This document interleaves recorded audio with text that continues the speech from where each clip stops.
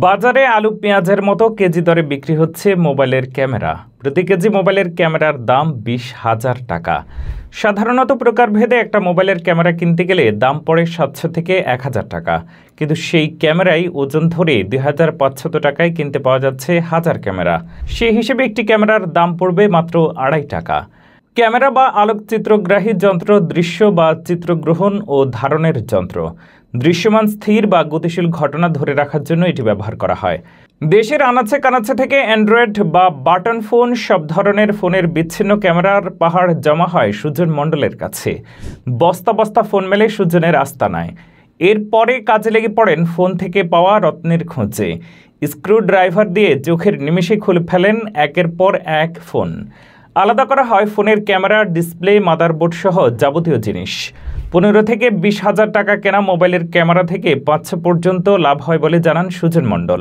শুধু ক্যামেরাই নয়, ফোন ভেঙে চুরে এর সব অংশে বিক্রি হয় আলাদা আলাদা করে। এখানে পিস প্রতি আর কেজি প্রতি দুইভাবেই বিক্রি হয় ফোনের বিভিন্ন পার্টস। বিভিন্ন জায়গা থেকে বাতিল ফোন আসে দোকানের মালিক সুজন মণ্ডলের কাছে। কিনতে সময় লাগলেও নিমেষেই বিক্রি হয়ে যায় নষ্ট ফোনের আগাগোড়া।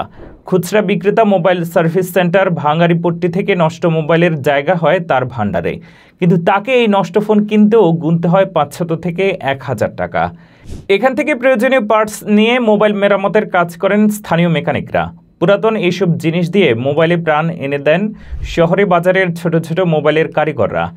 কিভাবে শুরু হলো এই ক্যামেরার যাত্রা? শুরুর দিকে মানুষের অবয়ব, বিভিন্ন শখের বস্তু, ইমারত ও নৈসর্গিক দৃশ্যকে ধরে রাখার জন্য নানা উপায়ে চেষ্টা চালানো হতো। এক পর্যায়ে শুরু হয় কলম ও রং তুলির ব্যবহার। তারপর কাপড়, কাগজ ও পাথরের উপরে ছবি আঁকার প্রচলন শুরু হতে থাকে। স্মৃতি রক্ষার্থে মানুষের ছবি, ইতিহাস খ্যাত ইমারত, ঐতিহাসিক বিভিন্ন দৃশ্য ও শখের বস্তুকে কলম অথবা রং তুলির সাহায্যে ক্যানভাসে ধরে রাখার চেষ্টা চালায় মানুষ। এভাবে ধীরে ধীরে তৈরি হতে থাকে বড় বড় চিত্রকর, যারা সৃষ্টি করেন ইতিহাস খ্যাত চিত্রকর্ম।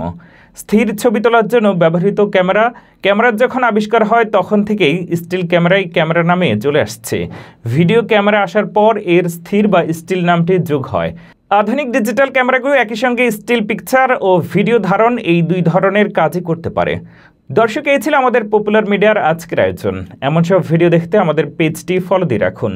ধন্যবাদ সবাইকে।